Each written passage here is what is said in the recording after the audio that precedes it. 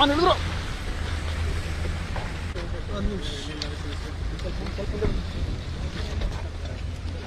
ಸರಿ ಆಯ್ತು.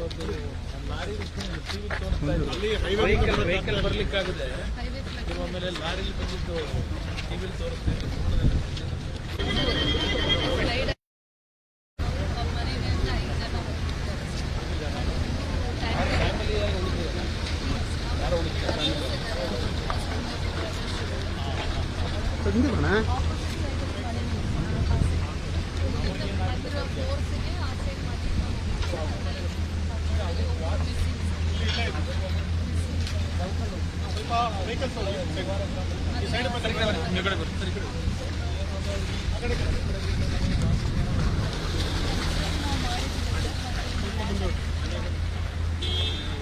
ಸ್ವಲ್ಪ ಮುಂದೆ ಫ್ಯಾಮಿಲಿ ಮೆಂಬರ್ಸ್ ಬಂದಿದ್ದಾರೆ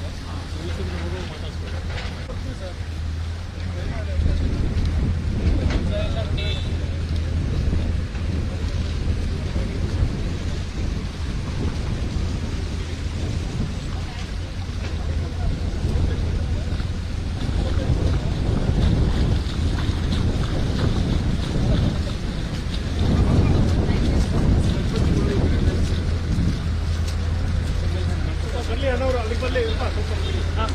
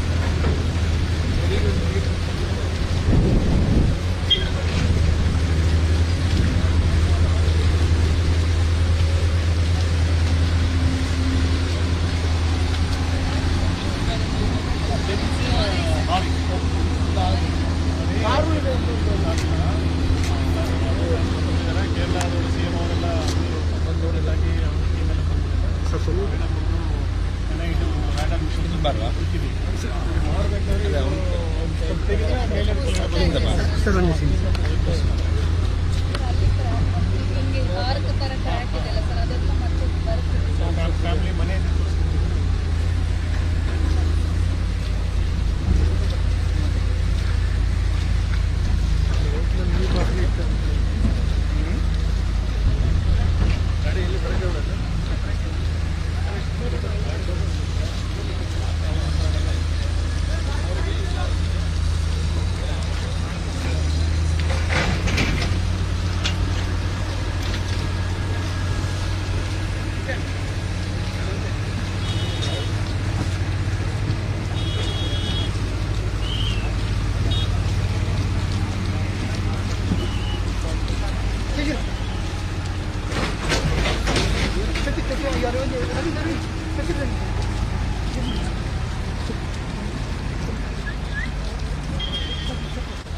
ಉತ್ತರ ಕನ್ನಡ ಜಿಲ್ಲೆಯ ಅಂಕೋಲದ ಶಿವಮೊಗ್ಗಕ್ಕೆ ಇವತ್ತು ಕೇಂದ್ರ ಸಚಿವರಾದಂತಹ ಎಚ್.ಡಿ. ಕುಮಾರಸ್ವಾಮಿ ಅವರು ಆಗಮಿಸಿದ್ದಾರೆ. ನೋಡ್ತಾ ಇರಬಹುದು, ಇವತ್ತು ಜುಲೈ 16ರಂದು ಸಂಭವಿಸಿದಂತಹ ಪ್ರದೇಶಕ್ಕೆ ಕೇಂದ್ರ ಸಚಿವರಾದಂತಹ ಕುಮಾರಸ್ವಾಮಿ ಅವರು ಆಗಮಿಸಿ ಅಧಿಕಾರಿಗಳಿಂದ ಮಾಹಿತಿ ಪಡ್ಕೊಂಡಿದ್ದಾರೆ. ಈಗಾಗಲೇ ಗುಡ್ಡೆ ಕುಸಿತದ ಪ್ರದೇಶವನ್ನು ವೀಕ್ಷಿಸಿದ್ದಾರೆ. ಸಂಬಂಧಪಟ್ಟ ಅಧಿಕಾರಿಗಳಿಂದ ಮಾಹಿತಿಯನ್ನು ಕೂಡ ಪಡ್ಕೊಳ್ತಾ ಇರುವಂತದ್ದು.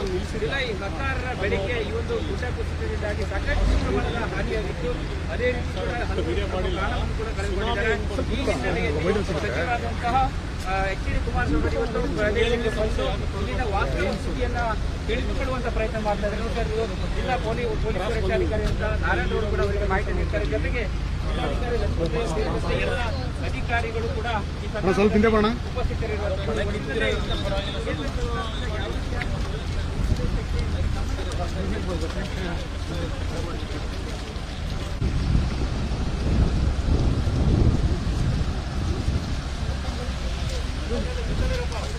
ಉತ್ತರ ಕನ್ನಡ ಜಿಲ್ಲೆಯ ಗುಡ್ಡ ಕುಸಿತ ಪ್ರದೇಶಕ್ಕೆ ಇವತ್ತು ಕೇಂದ್ರ ಸಚಿವರಾದಂತಹ ಕುಮಾರಸ್ವಾಮಿ ಅವರು ಆಗಮಿಸಿದ್ದಾರೆ. ಈ ಬಗ್ಗೆ ಅವರನ್ನು ಮಾತಾಡೋಣ. ಸರ್, ಈಗ ಜುಲೈ 16 ಗುಡ್ಡ ಕುಸಿತ ಆಗಿದೆ. ಮೊಬೈಲ್ ಮೊಬೈಲ್ ಪೊಲೀಸ್ ಹಿರಿಯ ಅಧಿಕಾರಿಗಳು ಎಲ್ಲರೂ ಜೊತೆಗೂಡಿ ತಕ್ಷಣ ಅನಾಹುತನ ತಪ್ಪಿಸಲಿಕ್ಕೆ ಪ್ರಯತ್ನ ಪಟ್ಟಿದೆ. ಬಟ್ ಅನಾಹುತ ತಪ್ಪಿಸ್ಲಿಕ್ಕೆ ಸಾಧ್ಯ ಇಲ್ಲದೆ ಇರತಕ್ಕಂಥ ಒಂದು ರೀತಿಯಲ್ಲಿ ಇದು ಘಟನೆ ನಾವು ಯಾರು ಊಹೆ ಮಾಡದೇ ಇರತಕ್ಕಂಥ ರೀತಿ ಆಗಿರ್ತಕ್ಕಂಥ ಘಟನೆ. ಈ ಒಂದು ಇತ್ತೀಚಿನ ದಿನಗಳಲ್ಲಿ ನಮ್ಮ ರಾಜ್ಯದಲ್ಲೂ 2018ರಲ್ಲಿ ಕೊಡಗಿನಲ್ಲೂ ಆದಂಥದ್ದು ಘಟನೆಗಳು ನಾವು ನೋಡಿದ್ದೇವೆ. ಅಲ್ಲೂ ಲ್ಯಾಂಡ್ ಸ್ಲೈಡ್ ಆಗಿ ಹಲವಾರು ರೀತಿಯ ಜೀವಹಾನಿ ಆದದ್ದು ಕಂಡಿದ್ದೀವಿ. ಇವತ್ತು ಈ ಭಾಗದಲ್ಲಿ ನಿರಂತರವಾಗಿ ಒಳ್ಳೆಯ ಒಂದು ಅನಾಹುತ ಇದೆ. ಇದು ಏನೋ ಒಂದು ಪ್ರತಿ ಒಂದು ನಿತ್ಯ ಇಲ್ಲಿ ಓಡಾಡ್ತಕ್ಕಂಥ ವಾಹನಗಳ ಸಂಖ್ಯೆ ಒಂದು ಕಡೆ ಜಾಸ್ತಿ ಇದೆ. ಈ ಭಾಗದಲ್ಲಿ ಒಂದು ಪ್ರತಿಯಲ್ಲಿ ಇಟ್ಕೊಂಡು ಜೀವನ ಮಾಡತಕ್ಕಂಥ ಒಂದು ಕುಟುಂಬ, ಇದು ತುಂಬ ಅನ್ಯಾಯ. ಕುಟುಂಬದ 5 ಜನರು ಮರಣ ಹೊಂದಿರತಕ್ಕಂಥದ್ದು ಇದಕ್ಕೆ ದುರಂತ. ಅದಕ್ಕೆ ನಮ್ಮ ಜಿಲ್ಲಾಡಳಿತ ಎಷ್ಟೇ ವೇಗವಾಗಿ ಬಂದು ಕೆಲಸವನ್ನು ನಿರ್ವಹಣೆ ಮಾಡಲಿಕ್ಕೆ ಪ್ರಯತ್ನ ಮಾಡ್ತಾರೆ, ಜೀವ ಅಂತೂ ಉಳಿಸಲಿಕ್ಕಾಗಿದೆ. ಆದರೆ ಇಲ್ಲಿ ವೈಜ್ಞಾನಿಕವಾದ ರೀತಿಯಲ್ಲಿ ನಮ್ಮ ಒಂದು ಮೂಲಭೂತ ಸೌಕರ್ಯಗಳನ್ನು ಕೊಡ್ತಕ್ಕಂಥದ್ರಲ್ಲಿ ಇಂಜಿನಿಯರಿಂಗ್ ಡಿಪಾರ್ಟ್ಮೆಂಟ್ನಿಂದ ಈ ಕೆಲಸಗಳನ್ನು ಮಾಡಬೇಕಾಗುತ್ತೆ. ಸ್ವಲ್ಪ ಮುಂಜಾಗ್ರತೆ ಕ್ರಮಗಳು ಯಾವ ರೀತಿ ಇರಬೇಕು ಅಂತಕ್ಕಂಥದ್ದು ಪಶ್ಚಿಮ ಘಟ್ಟ ಪ್ರದೇಶಗಳಲ್ಲಿ ಸೈಂಟಿಫಿಕ್ ಕೆಲಸಗಳಾಗಬೇಕು ಅಂತಕ್ಕಂಥ ಎಲ್ಲರೂ ಹೇಳ್ತಕ್ಕಂಥ ಇಲ್ಲಿ ಇಂಥ ಒಂದು ಘಟನೆ ನಿಜಕ್ಕೂ ನಮ್ಮೆಲ್ಲರೂ ಆಶ್ಚರ್ಯ ತರ್ತಕ್ಕಂಥದ್ದು. ಅದು ಆ ಮಟ್ಟದಲ್ಲಿ ಮಣ್ಣಿನ ಕುಸಿತ ವೇಗದಲ್ಲಿ ಹೊಂದಿರತಕ್ಕಂಥದ್ದೇನಿದೆ. ಒಂದು ನಮ್ಮ ಗ್ಯಾಸ್ನ ಟ್ಯಾಂಕರನ್ನು ಸಹ ಕುತ್ಕೊಂಡು ಹೋಗ್ತಕ್ಕಂಥದ್ದು ಮತ್ತು ಇನ್ನೂ ಒಂದು ಟ್ಯಾಂಕರ್ ಇದೆ ಅಂತಕ್ಕಂಥದ್ದು ಮಣ್ಣಲ್ಲಿ ಮುಚ್ಚಿದೆ ಅಂತಕ್ಕಂಥದ್ದು ಅನ್ನೋದನ್ನು ಹುಡುಕಲಿಕ್ಕೆ ಪ್ರಯತ್ನ ಪಡ್ತಾ ಇದ್ದಾರೆ. ನಿರಂತರವಾಗಿ ಕೆಲಸ ಮಾಡ್ತಾ ಇದ್ದಾರೆ. ಇದೇ ನಾನು ಯಾರಿಗೂ ದೋಷ ಕೊಡಲಿಕ್ಕೆ ಹೋಗಿಲ್ಲ. ಆದರೆ ಮುಳುವಾರೆ ಅಂತಕ್ಕಂಥ ಗ್ರಾಮದಲ್ಲಿ 5 ಗ್ರಾಮದ ಮನೆಗಳು ಬಿದ್ದು ಮುಳುಗೋಗಿರ್ತಕ್ಕಂಥದ್ದೇನಿದೆ. ಅವರಿಗೆ ಪುನರ್ವಸತಿ ಸೌಕರ್ಯ ತಕ್ಷಣಕ್ಕೆ ಮಾಡಿದ್ದಾರೆ. ತಾತ್ಕಾಲಿಕವಾಗಿರ್ತಕ್ಕಂಥ ಜಿಲ್ಲಾಧಿಕಾರಿಗಳು ನಮ್ಮ ಗಮನಕ್ಕೆ ತಂದಿದ್ದಾರೆ. ಅವರಿಗೆ ಶಾಶ್ವತವಾದಂಥ ಒಂದು ಮನೆಗಳನ್ನು ಕಟ್ಟಿಕೊಡ್ತಕ್ಕಂಥ ಕೆಲಸ ಆಗುತ್ತೆ. ಅವರಿಗೆ ಮುಂದೆ ಒಂದು ಒಳ್ಳೆಯ ಒಂದು ಸಹಾಯವನ್ನು ಮಾಡತಕ್ಕಂಥ ಸರ್ಕಾರ ಎಲ್ಲ ಕ್ರಮ ತೆಗೆದುಕೊಳ್ಳುತ್ತದೆ ಅನ್ನೋದು ಇಲ್ಲ ಅಂತ ಹೇಳಿ ಸರ್, ಈ ಕರಾವಳಿ ಭಾಗದ ಒಂದು ಆರೋಪ ಅಂದರೆ ಅವೈಜ್ಞಾನಿಕವಾಗಿ ಕೆಲಸ ನಡೆಯಬೇಕಾದ್ರೆ ಹಲವಾರು ರೀತಿಯಲ್ಲಿ ನಮ್ಮ ಗುಡ್ಡ ಪ್ರದೇಶಗಳಲ್ಲಿ ಅಭಿವೃದ್ಧಿಯ ಹೆಸರಿನಲ್ಲಿ ನಾವು ಪ್ರಕೃತಿಯ ಮೇಲೆ ಯಾವ ಒಂದು ಅನಾಹುತ ವೈಜ್ಞಾನಿಕ ಅಂತ ರೀತಿಯ ತೀರ್ಮಾನಗಳಾಗಿದೆ. ಅದರಿಂದ ಇಂಥ ಒಂದು ಘಟನೆಗಳಾಗಿದೆ. ಇದಕ್ಕೆ ಮುಂಜಾಗ್ರತಾ ಕ್ರಮ ತೆಗೆದುಕೊಳ್ಳೋದಕ್ಕೆ ಈ ಘಟನೆ ಎಲ್ಲರಿಗೂ ಕಣ್ತರಿಸ್ತಾರೆ. ಸರ್, ಈಗ ಸರ್ಕಾರದ ಮಟ್ಟದಲ್ಲಿ ಏನಾದರೂ ಪರಿಹಾರ ಈಗಾಗಲೇ ಕುಟುಂಬಗಳಿಗೆ ಜೀವನ ಆಗಿರ್ತಕ್ಕಂಥ ಕುಟುಂಬಗಳ ಪರವಾಗಿ ಇರ್ತಕ್ಕಂಥವರಿಗೆ ಪರಿಹಾರ ಕಲ್ಪಿಸ್ತಕ್ಕಂಥದ್ದು ಈಗಾಗಲೇ ಸರ್ಕಾರ ತೀರ್ಮಾನ ಕೊಟ್ಟಿದ್ದಾರೆ, ಪರಿಹಾರ ಕಲ್ಪಿಸಿದ್ದಾರೆ. 5 ಮನೆಗಳಿಗೆ ಪುನರ್ವಸತಿ ಸೌಕರ್ಯಗಳು ಆಗಬೇಕಾಗಿತ್ತು. ಅದಕ್ಕೆ ಅವರಿಗೆ ಮೇಲಿನ ಭಾಗದಲ್ಲಿ ಜಾಗವನ್ನು ಮಾಡ್ತಾ ಇದ್ದೇವೆ. ಕೇಂದ್ರ ಸರ್ಕಾರ ಕೇಂದ್ರ ಸರ್ಕಾರ ಪರಿಹಾರ ಅಂತಂದ್ರೆ ಪ್ರಧಾನಮಂತ್ರಿಗಳ ಪರಿಹಾರ ನಿಧಿಯಿಂದ ಏನಾದ್ರು ಕೊಡಬೇಕು.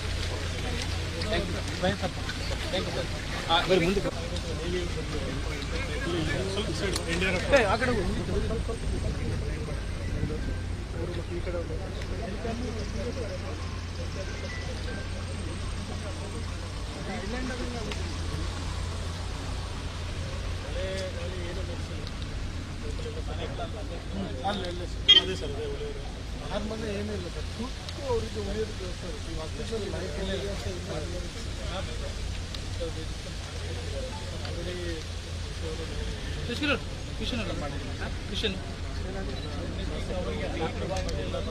ಜಾಗ ಹುಡುಕಿ ಅವೈಜ್ಞಾನಿಕ ಕೆಲಸ ಗುರುತ ಮಾಡಿಕೊಟ್ಟಿದ್ದಾರೆ. ಅದಕ್ಕಿಂತ ಮುಂದೆ ಬರಲಿಕ್ಕೆ ಬಿಡುಗಡೆ ಸರ್. ಅದರಿಂದ ಏನಾಗ್ತದೆ ಸರ್, ಅದು ಅವರು ಸ್ಟೆಪ್ ಮಾಡಿ ಹಿಂಗೆ ಹೊಡೆದಿದ್ರೆ ಅದು ಇರ್ತೀವಿ ಸರ್. ಇಲ್ಲೇ ನೀವು ನೆಕ್ಸ್ಟ್ ನೋಡಿದ್ರೆ ನಾವು ನಮ್ಮಲ್ಲಿ ಅದಕ್ಕೆ ಕಾಣಿಕೆ ಕಲ್ಲು ಅಂತೇಳಿ ನಾವು ಆ ಕಲ್ಲು ಇಟ್ಕೊಂಡು ಎಲ್ಲ ಹಿಂದೆ 40 ವರ್ಷದ ಹಿಂದೆ ಪ್ರೊಡಕ್ಷನ್ ಮಾಡಿದ್ವಿ ಸರ್. ಇವರೇನು ಮಾಡಿದ್ದಾರೆ ILD ಅವರು ಅಂತ ಹೇಳಿದ್ರೆ ಹೋಲೋ ಮಾಡಿ ರಾಡ್ ಹಾಕಿ ಸಿಮೆಂಟ್ ಕಟ್ಟಿದ್ದಾರೆ. ಇದು ಒಂದು ಫಾರೆಸ್ಟ್ ಇಲಾಖೆಯವ್ರಿಗೆ ಸಂಪರ್ಕ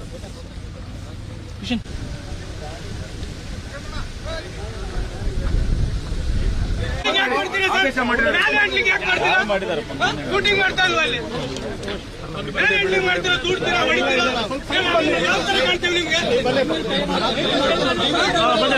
ಹೊಡಿತೀರಾ ಸರ್ ಯಾರು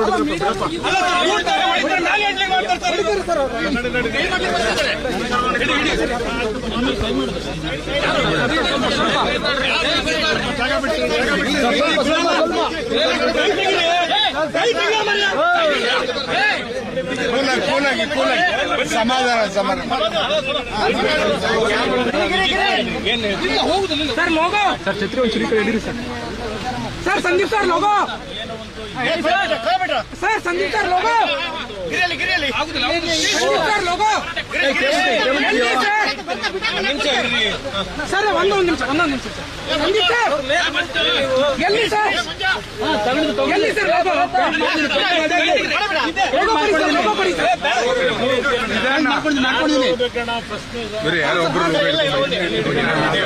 ಜಾಸ್ತಿ ಸರ್ ಹೇಳಿ. ಸರ್ ಆಡಿಯೋ ಸರ್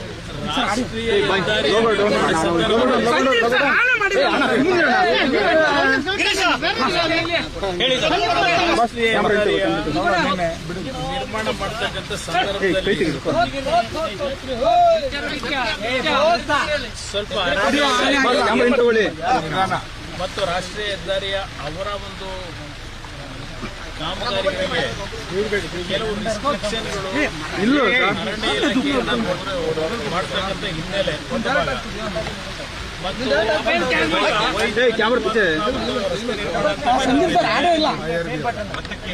ಅವೈಜ್ಞಾನಿಕ ನಿರ್ಮಾಣದಲ್ಲೂ ಇತ್ತೀಚೆಗೆ ಎಂತೆಂಥ ದೇಶದಲ್ಲೂ ನಮ್ಮ ದೇಶದಲ್ಲೂ ಹಲವಾರು ಭಾಗದಲ್ಲಿ ಉತ್ತಮ ಅಂತ ಕೆಲಸಗಳು ನಡೀತಾ ಇದೆ. ಆದರೆ ಇಲ್ಲಿ ಸ್ವಲ್ಪ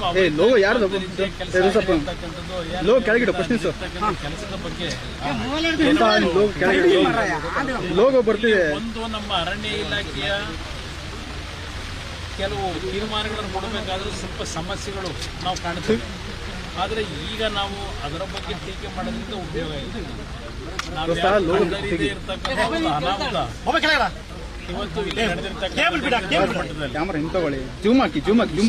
ಅದರಲ್ಲೂ 5 ಕುಟುಂಬದಲ್ಲಿ 5 ಜನ ಅದು ಒಂದು ಪ್ರತಿನಿತ್ಯ ಶ್ರಮಜೀವಿಗಳಾಗಿ ಆ ಒಂದು ಟೀ ಶಾಪ್ನಲ್ಲಿ ಇಟ್ಕೊಂಡು ಜೀವನ ಮಾಡ್ತಾ ಇದ್ದಂಥ ಕುಟುಂಬದ 5 ಸದಸ್ಯರು ಮರಣ ಹೊಂದಿರತಕ್ಕಂಥದ್ದು ಅತ್ಯಂತ ದಾರುಣವಾದಂಥ ಒಂದು ಘಟನೆ ಇದೆ. ಅದರ ಜೊತೆಗೆ 2-3 ದೊಡ್ಡ ಟ್ಯಾಂಕರ್ಗಳಿಗೂ ಆ ಒಂದು ಮಣ್ಣಿನ ಕುಸಿತ ಏನಿದೆ ಅದರಿಂದ ಆ ಒಂದು ಸ್ಪೀಡನ್ನು ನಾವು ಊಹೆ ಮಾಡಲಿಕ್ಕೂ ಆಗೋದಿಲ್ಲ. ಆ ಟ್ಯಾಂಕರ್ಗಳನ್ನು ಎಳ್ಕೊಂಡು ಹೋಗಿ ನೀರಲ್ಲಿ ಬಿಟ್ಟು ಬಿದ್ದಿರತಕ್ಕಂಥದ್ದು ಅದು ನಮ್ಮ ಭಾಗದಲ್ಲಿ ಈ ರೀತಿಯ ಒಂದು ಘಟನೆಗಳು ಇತ್ತೀಚೆಗೆ ನಡೀತಾ ಇರತಕ್ಕಂಥ ಕಾಣ್ತಾ ಇದ್ದೇವೆ. ಯಾಕಂದರೆ 2018ರಲ್ಲಿ ನಾನು ಮುಖ್ಯಮಂತ್ರಿ ಇದ್ದ ಸಂದರ್ಭದಲ್ಲಿ ಕೊಡಗು ಭಾಗದಲ್ಲಿ ಹಲವಾರು ಭಾಗದಲ್ಲಿ ಕುಸಿತ ಆದಂತೆ ಕಂಡಿದ್ದೇವೆ. ಆ ಸಂದರ್ಭದಲ್ಲಿ ಅನುಭವವಾಗಿ ಆ ಸಂದರ್ಭ ನಾನೆಲ್ಲ ನೋಡಿದ್ದೇನೆ. ಈಗ ಮಳೆ ಜೋರ ಬರ್ತಾ ಇದೆ. ಸ್ಲೈಡ್ ಅಧಿಕಾರಿಗಳ ಮೇಲೆ ಪೊಲೀಸ್ ಅಧಿಕಾರಿಗಳ ಮೇಲೆ ನೀವು ಕೂಗಾಡೋದಾಗುತ್ತಾ? ಇಲ್ಲ, ಅವರ ಮುಂಜಾಗ್ರತೆ ಕ್ರಮ ಅವರಿಗೆ ಜವಾಬ್ದಾರಿ ಇದೆ. ಈಗ ಸ್ಲೈಡ್ ಆಗೋ ಚಾನ್ಸ್ ಇದೆ ಅನ್ನೋದು ಮಳೆ ಆ ಸಂದರ್ಭದಲ್ಲಿ ಆ ಸ್ಲೈಡ್ ಯಾರು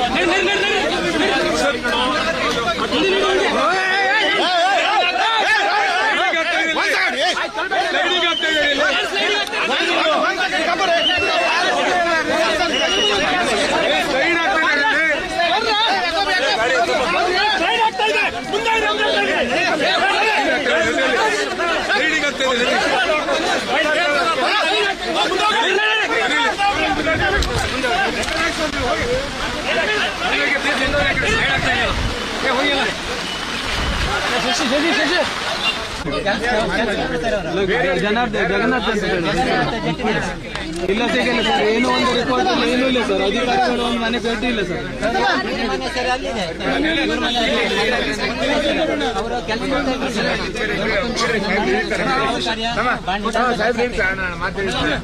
ಸರ್ ಅವ್ರು 3 ಜನ ಹೆಣ್ಮಕ್ಳು ಇದ್ದಾರೆ ಸರ್.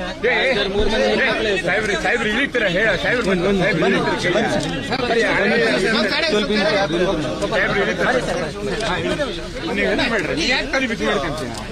ನಾವು ಇಳಿಬೇಡ ಅಣ್ಣ ಬಾ ಇಳಿ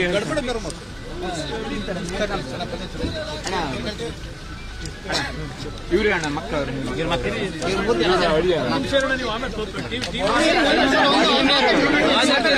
ಒಂದು ನಿಮಿಷ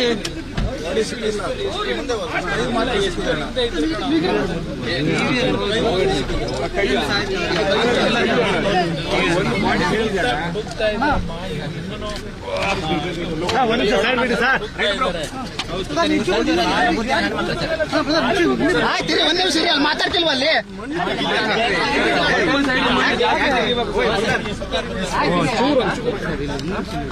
ಹೋಟೆಲ್ ಸೈಡಿಗೆ ಜಾಸ್ತಿ ಮಾಡಿ ಸರಿ ತೆಗಿಬೇಕು ಸರ್, ರೋಡ್ ಸೈಡಿಗೆ ಜಾಸ್ತಿ ರೋಡ್ ಕ್ಲಿಯರ್ ಮಾಡಿ ಅಷ್ಟೇ ಕ್ಲಿಯರ್ ಮಾಡ್ತಿದ್ದಾರೆ ಸರ್. ಇಲ್ಲಿ ಅಲ್ಲಿ ಅಂಗಡಿ ಮದುವೆ ತೆರವು ಮಾಡಿದೆ ಸರ್. ಸರ್ ಅಂಗಡಿ ಸೈಡ್ ಮೂರು ಜನ ಹೆಣ್ಮಕ್ಳು ಇವ್ರ ತಂದೆ ಆಕ್ಚುಲಿ ಕಾಣೆಯಾಗಿರೋದು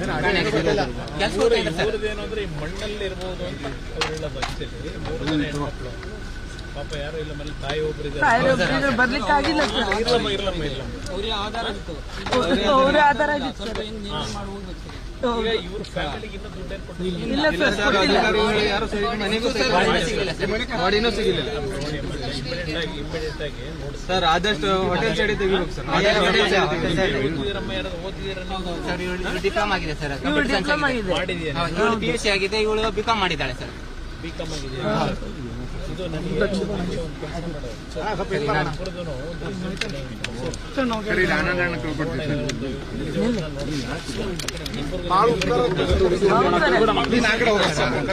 ಕೆಲಸ ಕೆಲಸ ಕೊಡಿಸ್ತೀನಿ. ಆಮೇಲೆ ನಿಮಗೆ ಅದು ಬಾಡಿ ಸಿಗದೆ ದುಡ್ಡು ಕೊಡಕ್ ಬರಲ್ಲ, ಅದೊಂದು ಸ್ವಲ್ಪ ಸಮಸ್ಯೆ ಇದೆ. ಹುಡುಕ್ತಾ ಇಬ್ಬರಿಗೆ ಏನಾದ್ರು ಉಳಿಸಿರು ಬಾಡಿ ಕೊಡಿ ಅಂತ ಸ್ವಲ್ಪ ಮಣ್ಣಲ್ಲೇ ಹೋಟೆಲ್ ಸೈಡಿಗೆ ಹೋಟೆಲ್ ಏನಿತ್ತಲ್ಲ ಸರ್, ಅಲ್ಲಿ ತೆಗಿಲಿಲ್ಲ ಮಣ್ಣು ತೆಗಿಲಿಲ್ಲ. ಹೊಳೆ ಸೈಡ್ ಇರೋದೆಲ್ಲ ಹೋಟೆಲ್ ಅದಕ್ಕೆ ಇಬ್ಬರು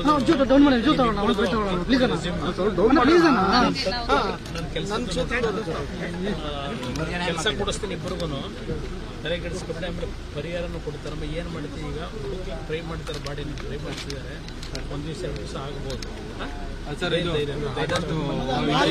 ಹೋಟೆಲ್ ಸೈಡಿಗೆ ತೆಗಿಬೇಕು ಸರ್. ಹೋಟೆಲ್ ಇದೆಲ್ಲ ಏನು ಹೋಟೆಲ್ ಆದಷ್ಟು ಬೇಗ ಕಾರ್ಯಾಚರಣೆ ಮಾಡಿಸಿ ಚೆನ್ನಾಗಿತ್ತು ಸರ್. ಅಂದ್ರೆ ಸರ್ ಈಗ ಸರ್ 5 ದಿವಸ ಆಯ್ತು, ಹೊಟ್ಟೆಗೆ ಒಂದು ಏನು ಸರಿಯಾಗಿಲ್ಲ, ಬೆಳಿಗ್ಗೆ ಸಂಜೆವರೆಗೆ ಸಿಗ್ತದೆ ಹೇಳ್ಕೊಂಡು ಇದು ಮಾಡ್ತಿರೋದು ಸರ್. ಅದಕ್ಕಾಗಿ ಆದಷ್ಟು ಈ ಕಡೆನೆ ತೆಗಿಸಿ.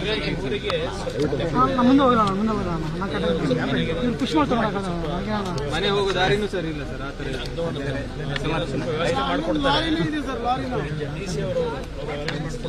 ಮಾಡ್ಕೊಡ್ತಾರಮ್ಮ, ಇಬ್ಬರಿಗೂ ಕೆಲಸ ಕೊಡಿಸ್ತೀನಿ ಆಮೇಲೆ ಪರಿಹಾರ ಬಾಡಿ ಹುಡುಕಿಸ್ತಿದಾರಲ್ಲ ಅವ್ರು ಈವನ್ ನೀರಲ್ಲೂ ಟ್ರೈ ಮಾಡ್ತಿದ್ದಾರೆ. 4 ಬೋಟ್ಗಳಿಂದ ಓಡಾಡ್ತಾನೆ ಇದು ನೋಡಿಸ್ತಿದ್ದಾರೆ. ಕೆಲಸ ಅಂತೂ ಮಾಡ್ತಿದ್ದಾರೆ, ಸ್ವಲ್ಪ ಡಿಲೇ ಆಗಿದೆ. ಧೈರ್ಯ ತಗೋಬೇಕು. ನಾನು ಇಬ್ಬರಿಗೂ ಕೆಲಸ ಕೊಡಿಸಿ ಗೊತ್ತಾಯ್ತು ಯಾರಿಗೆ ಆಗಲಿ ಅಂತ ಎಲ್ಲ ಮಕ್ಕಳಿಗೂ ಇದ್ದೇ ಇರೋದು. ಧೈರ್ಯ ಇರ್ತದಮ್ಮ, ನಮ್ಮಿಬ್ಬರಿಗೂ ಜೀವನಕ್ಕೆ ಆಧಾರ ಮಾಡ್ಕೊಡ್ತೀವಿ. ನಮ್ಮ ವಿರೋಧ ನಾಯಕರು ಇದ್ದಾರೆ, ಹೇಳಿರ್ತೀನಿ, ನಿಮ್ಮಿಬ್ಬರು ರೆಸ್ಯೂಮ್ ಕೊಡಿ, ಕೆಲಸ ಕೊಡಿಸ್ತೀನಿ.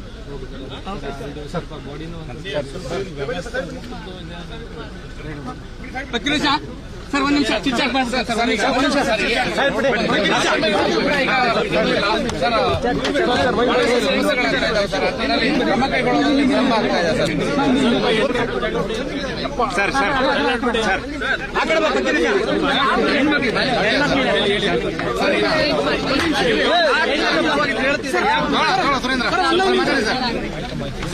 ಬನ್ನಿ ಸಾಕಷ್ಟು ವಿಳಂಬ ಮಾಡ್ತಾ ಇರೋದು. ಆಮೇಲೆ ಸರಿಯಾದ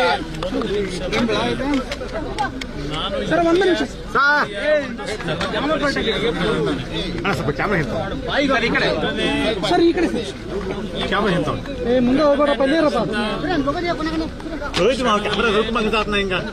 ಸ್ವಲ್ಪ ಈ ಕಡೆ ಜಿಲ್ಲಾಡಳಿತ ವತಿಯಿಂದ ಪೊಲೀಸ್ ಇಲಾಖೆ ನಿರಂತರವಾದ ಅಧಿಕಾರಿಗಳ ಬಗ್ಗೆ ದೋಷ ಕೊಡ್ಲಿಕ್ಕೆ ಆಗಲ್ಲ. ಇದು ನಾವು ಯಾರು ಊಹೆ ಮಾಡ್ಲಿಕ್ಕೆ ಆಗದೆ ಇರ್ತಕ್ಕಂಥ ರೀತಿಯ ಒಂದು ಅನಾಹುತ. ನಾವು ಮೂಲಭೂತ ಸೌಕರ್ಯಗಳನ್ನ ಕಲ್ಪಿಸಬೇಕು ಅಂತ ಹೇಳಿ ಹಲವಾರು ರೀತಿಯ ಪ್ರಗತಿಯ ಹಿನ್ನೆಲೆಯಲ್ಲಿ ಮಾಡ್ತಕ್ಕಂಥದ್ದೇನಿದೆ, ಆ ಒಂದು ಮೂಲಭೂತ ಸೌಕರ್ಯಗಳನ್ನು ಕೊಡಬೇಕಾದ್ರೆ ಕೆಲವು ರೀತಿಯಲ್ಲಿ ಕಾರ್ಯಗಳು ನಡೀತಾ ಇರ್ತಕ್ಕಂಥದ್ರಿಂದ ಇಂಥ ಒಂದು ಘಟನೆಗಳು ಮರುಕಳಿಸ್ತಾ ಇದ್ದಾವೆ. ನಾನು 2018 ಮುಖ್ಯಮಂತ್ರಿ ಇದ್ದಾಗ ಕೊಡಗು ಭಾಗದಲ್ಲೂ ಹಲವಾರು ರೀತಿಯ ಲ್ಯಾಂಡ್ ಸ್ಲೈಡ್ ಆಗಿ ಜೀವಹಾನಿ ಆದಂಥದ್ದು ಇವತ್ತು ನನ್ನ ನೆನಪಿನಲ್ಲಿ ಇದೆ. ಅತ್ಯಂತ ದುಃಖಕರವಾದಂತಹ ಸಂಗತಿ.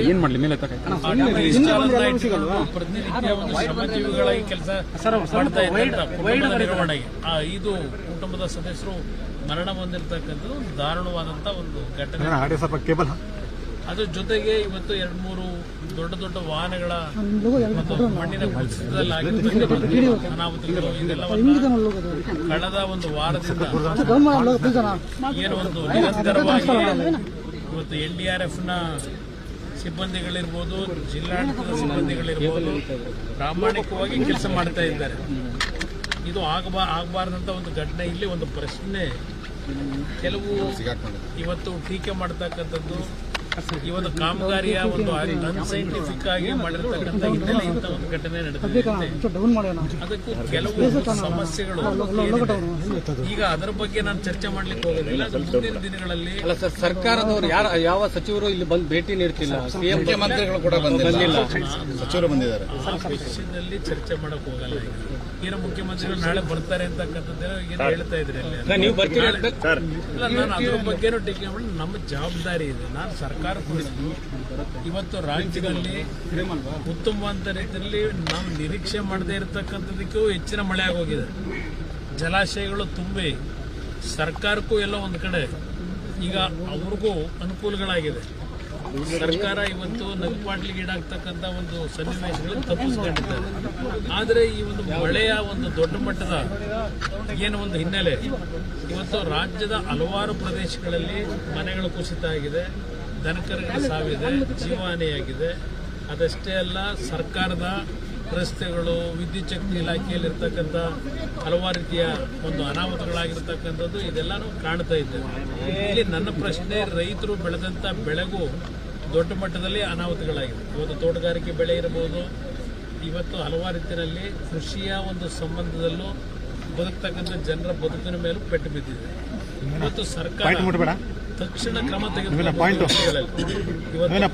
ಇರ್ಬೋದು, ಚಿಕ್ಕಮಗಳೂರು ಭಾಗ ಇರ್ಬೋದು, ಹಾಸನ ಜಿಲ್ಲೆ ಇರ್ಬೋದು, ದಕ್ಷಿಣ ಕನ್ನಡದಲ್ಲಿ ಮಂಗಳೂರಿನಲ್ಲೂ ಸಹ ಇವತ್ತು ಹಲವಾರು ಮನೆಗಳಿಗೆ ನೀರು ನುಗ್ಗಿ ಮನೆಯಲ್ಲಿ ಇರ್ಲಿಕ್ಕೆ ಆಗದೇ ಇರತಕ್ಕಂಥ ಪರಿಸ್ಥಿತಿಗಳಿದೆ ಅಂತಕ್ಕಂಥದ್ದು ಸಹ ನೀವು ವರದಿ ನೀಡ್ತಾ ಇದ್ದೀರಿ. ಮಾಧ್ಯಮಗಳಲ್ಲಿ ಬರ್ತಾ ಇರತಕ್ಕಂಥ ವರದಿಗಳ ಆಧಾರದ ಮೇಲಾದರೂ ಬರೀ ವಿಡಿಯೋ ಕಾನ್ಫರೆನ್ಸ್ ಮಾಡಿದ್ರೆ ಆಗಲ್ಲ. ನಾನು ಸರ್ಕಾರಕ್ಕೆ ಸ್ಥಳ ಪರಿಶೀಲನೆ ಏನು ಸಮಸ್ಯೆಗಳಿರ್ತದೆ, ಆ ಸಮಸ್ಯೆ ಪರಿಹಾರಗಳನ್ನು ಯಾವ ರೀತಿ ಕೊಡಬೇಕು ಅಂತಕ್ಕಂಥ ಸಲಹೆಗಳನ್ನು ಜಿಲ್ಲಾಡಳಿತಕ್ಕೆ ನೀಡಬೇಕಾಗ್ತದೆ. ವಿಡಿಯೋ ಕಾನ್ಫರೆನ್ಸ್ ಮುಖಾಂತರ ಹೇಳಿದ ತಕ್ಷಣ PD ಹಾಕೊಂಡು ದುಡ್ಡು ಇದ್ದೀನಿ ಅಂದ ತಕ್ಷಣ ಇವತ್ತು ಜನರಿಗೆ ಒಂದು ಆತ್ಮಸ್ಥೈರ್ಯ ತುಂಬಲಿಕ್ಕಾಗಲ್ಲ.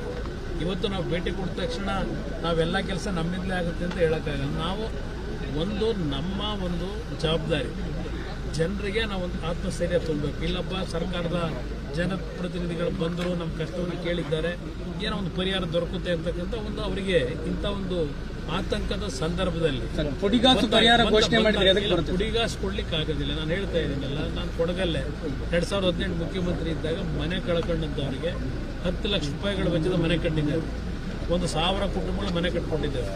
ನಾನು 2018 ಮುಖ್ಯಮಂತ್ರಿ ಇದ್ದೆ. ಅದೇ ರೀತಿಯಲ್ಲಿ ಮನೆಗಳು ಬಿದ್ದಂಥದ್ದು ಎಲ್ಲೇ ಇದ್ರೆ ರಾಜ್ಯದಲ್ಲಿ ಯಾವುದೇ ಭಾಗದಲ್ಲಿ ಮಳೆ ಅನಾಹುತ ಮನೆ ಬಿದ್ದರೆ ಅದಕ್ಕೆ ದೊಡ್ಡ ಮಟ್ಟದ ಪರಿಹಾರ ಕೊಡಬೇಕಾಗುತ್ತೆ. ಜೊತೆಗೆ ಬೆಳೆ ಹಾನಿಯಾದಂಥವ್ರಿಗೂ ಇವತ್ತು ಪರಿಹಾರಗಳನ್ನು ಕಲ್ಪಿಸಬೇಕಾಗುತ್ತೆ. ಅದು ನಿಮ್ಮ ಗೈಡ್ ಲೈನ್ ಇಟ್ಟಿರ್ತಕ್ಕಂಥ. ಸರ್, ಈಗ ಡಿ.ಕೆ. ಶಿವಕುಮಾರ್ ಅವರು ಒಂದು ಆರೋಪ ಮಾಡಿದ್ದಾರೆ, ಬರೀ ಭೇಟಿ ಕೊಟ್ಟರೆ ಆಗಲ್ಲ ಕುಮಾರಸ್ವಾಮಿ ಅವರು, ಅದಕ್ಕೆ ಬೇರೆ ಕೇಂದ್ರದಿಂದ ಪರಿಹಾರನ ಅವರು ಕೊಡಿಸಬೇಕು ಅನ್ನುವಂಥದ್ದು. ಏನು ಪರಿಹಾರ ಕೊಡಿಸಬೇಕು? ಕೇಂದ್ರ ಸರ್ಕಾರದ ಕಾಮಗಾರಿ ಆಗಿರೋದ್ರಿಂದ ಸಾಕಷ್ಟು ಕಳಪೆ ಕಾಮಗಾರಿ ಮಾಡಿರೋದ್ರಿಂದಾಗಿ ಗುಡ್ಡ ಕುಸಿತ ಆಗ್ತಾ ಇದ್ದಾವೆ. ಹಾಗಾಗಿ ಇದಕ್ಕೆ ನೇರವಾಗಿ ಕೇಂದ್ರ ಸರ್ಕಾರನೇ ಹೊಣೆ ಅಂತ ಮಾತನ್ನ ಹೇಳಿದ್ರು. ಕೇಂದ್ರದ ಸಮಸ್ಯೆನೋ ರಾಜ್ಯದ ಸಮಸ್ಯೆನೋ ಅದೆಲ್ಲ ಆಮೇಲೆ ಚರ್ಚೆ ಮಾಡಿ. ಅಲ್ಲ ಸರ್, ಕೇಂದ್ರದಿಂದ ಏನ್ ಪರಿಹಾರಕ್ಕೆ ಒತ್ತಾಯ ಮಾಡಿ ಇಲ್ಲ ಆಗಿರತಕ್ಕಂಥ ಅನಾಹುತದ ಬಗ್ಗೆ ಪ್ರಧಾನಮಂತ್ರಿಗಳಿಗೂ ನಾನು ಮನವಿ ಕೊಡಲ್ಲ. ಈ ತರ ಆಗಿದೆ ಅಂತಕ್ಕಂಥ ಹೇಳ್ತೇನೆ. ಹೇಳಿ ಅಲ್ಲಿಂದ ಏನು ಈಗ NDRF ಇಂದ ಸಿಬ್ಬಂದಿಗಳು ಬಂದಿರೋದು ಕೇಂದ್ರ ಸರ್ಕಾರದ ರೆಪ್ರೆಸೆಂಟೇಟಿವ್ಗಳೇ ಅವ್ರು ಕೆಲಸ ಮಾಡ್ತಾ ಇರೋದು. ಈಗ ಇಲ್ಲಿ ಇರ್ತಕ್ಕಂಥದ್ದು ರಾಜ್ಯ ಸರ್ಕಾರ. ಇವತ್ತು ನೀವೇನು ಮಾಡ್ತೀರಿ? ಈಗ ನಾನು ಮುಖ್ಯಮಂತ್ರಿ ಇದ್ನಪ್ಪ 2018 ಜೀವಹಾನಿ ಆಯಿತು, ಮನೆಗಳು ಬಿದ್ದಿತ್ತು, ನಾನು ಕೇಂದ್ರ ಸರ್ಕಾರ ಕಾಯ್ತಾ ಇದ್ನ. ನಾನೇ ಅವತ್ತೆಲ್ಲ ಪರಿಹಾರಗಳು ಕೊಟ್ಟಿಲ್ವಾ ಮುಖ್ಯಮಂತ್ರಿಯಾಗಿ? ನಾವು ಅವರು ಇಬ್ಬರು ಸೇರಿ ಸರ್ಕಾರ ಮಾಡಿದ್ದೇವೆ. ಧೋರಣೆ ಮಾಡ್ತಾ ಇದೆ ಅಂತ ಅವ್ರ ಆರೋಪ. ಅವ್ರಿಗೆ ಅದ್ರ ಬಿಟ್ಟರೆ ಬೇರೆ ಇನ್ನೇನು ಚರ್ಚೆ ಮಾಡಲಿಕ್ಕೆ ಅವ್ರ ಹತ್ರ ಮಾಹಿತಿ ಇಲ್ಲ. ಬರೀ ಪ್ರತಿಯೊಂದಕ್ಕೂ ಕೇಂದ್ರ ಸರ್ಕಾರದ ಮೇಲೆ ಗೂಬೆ ಕೊಡಿಸೋದ್ರಿಂದ ಟೀಕೆ ಮಾಡೋದ್ರಿಂದ ಇವ್ರಿಗೆ ಏನು ದೊರಕುತ್ತೆ? ಇವ್ರ ಜವಾಬ್ದಾರಿ ಏನು? ರಾಜ್ಯ ಸರ್ಕಾರ ಜವಾಬ್ದಾರಿ ಏನು? ತಕ್ಷಣ ಕ್ರಮ ತೆಗೆದುಕೋಬೇಕಾದ್ರೆ ಇವ್ರೇನ್ ಮಾಡಬೇಕು ಇದನ್ನ ನೋಡ್ಬೇಕಲ್ಲ. ಆಮೇಲೆ ಕೇಂದ್ರ ಸರ್ಕಾರ ಬಂದು ಚರ್ಚೆ ಮಾಡಿ. ಸರ್, ಕೇಂದ್ರ ಸರ್ಕಾರದಿಂದ ನೀವು ಎಷ್ಟಕ್ಕೆ ಒತ್ತಾಯ ಮಾಡ್ತೀರಿ? ಸರ್ಕಾರದಿಂದ ಏನು ಮಾಹಿತಿಗಳು ಬರುತ್ತೆ ನೋಡೋಣ, ಮೇಲೆ ಚರ್ಚೆ ಮಾಡಬೇಕು. ಅದರಷ್ಟು ಪರಿಹಾರ ಕೇಂದ್ರದಿಂದ ಕೊಡ್ತೀರಾ ಸರ್? ರಾಜ್ಯ ಸರ್ಕಾರದಿಂದ ಕೊಟ್ಟಷ್ಟು ಪರಿಹಾರ ಒಂದು ಗೈಡ್ ಲೈನ್ಸ್ ಇದೆ. NDRF SDRF ನಡಿನಲ್ಲಿ ಇವತ್ತು ಒಂದು ಗೈಡ್ ಲೈನ್ಸ್ ಇವತ್ತು ಮಾಡಿರೋದಲ್ಲ, ಸ್ವಾತಂತ್ರ್ಯ ಬಂದ ನಂತರ ಗೈಡ್ ಲೈನ್ಸ್ ಇಟ್ಟಿದ್ದಾರೆ. ಅನಾಹುತಗಳಾದಾಗ ಆ ಗೈಡ್ ಲೈನ್ಸ್ ಆಧಾರದಿಂದ ಮಾಡ್ತಾರೆ. ಈ ಹೆದ್ದಾರಿ ಅವೈಜ್ಞಾನಿಕ ಕಾಮಗಾರಿಯಿಂದಾನೇ ಇದು ಘಟನೆ ಆಗಿದೆ ಸರ್. ಇದು ಬೇರೆ ಬೇರೆ ಕಡೆ ಆಗುವಂತ ಸಾಧ್ಯತೆ ಇದೆ. ಯಾವ ರೀತಿ ದುರಸ್ತಿ ಮಾಡ್ತಾರೆ? ಅದಕ್ಕೆ ಅವೈಜ್ಞಾನಿಕವಾಗಿ ಆಗಿದೆ ಅಂತಕ್ಕಂಥ ಎಲ್ಲರೂ ಹೇಳ್ತೀವಿ. ಅವೈಜ್ಞಾನಿಕವಾಗಿ ಆಗ್ತಕ್ಕಂಥದ್ದಕ್ಕೆ ನಾನು ಬರೀ ಇಂಜಿನಿಯರ್ಗಳನ್ನ ಹೇಳಲ್ಲ.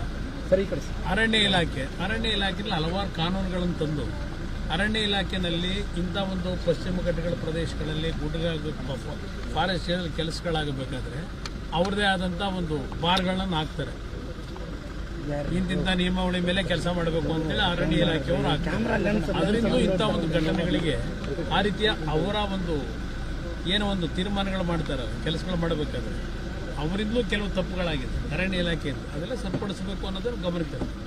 ಸರ್ ಇದು ಬಿಟ್ಟು ರಾಜಕೀಯವಾಗಿ ಇವತ್ತು ಡಿ.ಕೆ. ಶಿವಕುಮಾರ್ ಚನ್ನಪಟ್ಟಣದಲ್ಲಿ ಮೀಟಿಂಗ್ ಮಾಡಿ ನಿಮ್ಮ ವಿರುದ್ಧ